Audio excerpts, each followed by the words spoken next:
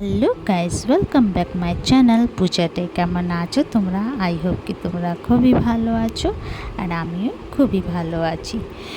তো দশমীর দিন বৃহস্পতিবার ছিল, তো বৃহস্পতিবারে আমরা মাছ মাংস খাই না, পরে নিয়ে আসলো মাছ। তো আজকে তোমাদেরকে এক বেগুন দিয়ে মাছের ঝোল বানিয়ে দেখাবো। এখানে কড়াইটা গরম হয়ে গেছিলো, তো আমি সর্ষের তেল দিয়ে দিলাম। সর্ষের তেলটা ভালো করে গরম হয়ে গেলে এই যে একটু বড় বড় করে বেগুনটা কেটেছিলাম, ভালো করে ধুয়ে টুয়ে একটু হলুদ নুন দিয়ে, বেশি হলুদ নুন দেবো না, অল্প, মানে 4 ভাগে 1 ভাগ হলুদ নুন দেব, দিয়ে একটু ফ্রাই করে নেব ঢেকে ঢেকে লাল লাল করে। তো এই যে ফ্রাই হয়ে গেছে, এবার নামিয়ে নেব।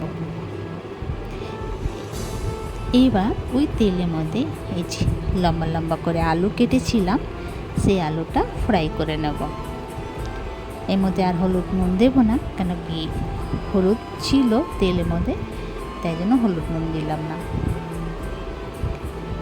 ফ্রাই হয়ে গেছে, এবার নামিয়ে নেব।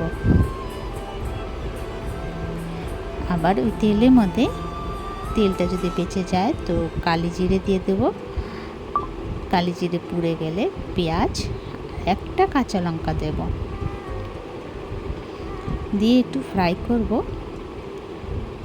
তো 3 মিনিট তক ফ্রাই করার পরে একটা টমাটোর কুচি কুচি কেটে দিয়ে দেব। টমাটোরটাকে পেঁয়াজ সঙ্গে একটু ফ্রাই করব, তারপরে গলে গেলে টমাটো একটু আদা রসুন বাটা, হলুদ গুঁড়ো, লঙ্কা গুঁড়ো, ধনে গুঁড়ো, জিরে গুঁড়ো, স্বাদ অনুসারে নুন আর একটুখানি জল দিয়ে মশলাটাকে ভালো করে কষিয়ে নেব। মশলাটা দিয়ে তেল ছেড়ে দিলে তারপরে ওইখানে দেখো মাছটা আমি ফ্রাই করে রেখেছিলাম আগে দিয়ে, তো মশলাটা তেল ছেড়ে দিলে তারপরে এই যে বেগুন আলু দিয়ে দেব। মশলার সঙ্গে একটু ফ্রাই করব, তারপরে একটু ওই থালাটা ধুয়ে একটু জল দিয়ে দেব, যেরকম তোমরা গ্রেভি খাবে সেমন জল। তো এই যে মাছটাও দিয়ে দিলাম, ঝোলটা ফুটে গেছিলো, মাছটা দিয়ে দিলাম, ভালো করে ফুটিয়ে নেব। এই যে ভালো করে ফুটে গেছে, গ্যাস অফ করে দিলাম, তো রেডি মাছের ঝোল। তো তোমাদেরকে আমার ভিডিওটা কেমন লাগলো? ভালো লাগলে প্লিজ লাইক শেয়ার কমেন্ট করো, সাবস্ক্রাইব করে দিও। আবার নতুন ভিডিওর সঙ্গে দেখা হবে। তো তোমরা সবাই ভালো থেকো, সুস্থ থেকো। ভিডিওটা কেমন লাগলো কমেন্ট করে নিশ্চয়ই জানিও।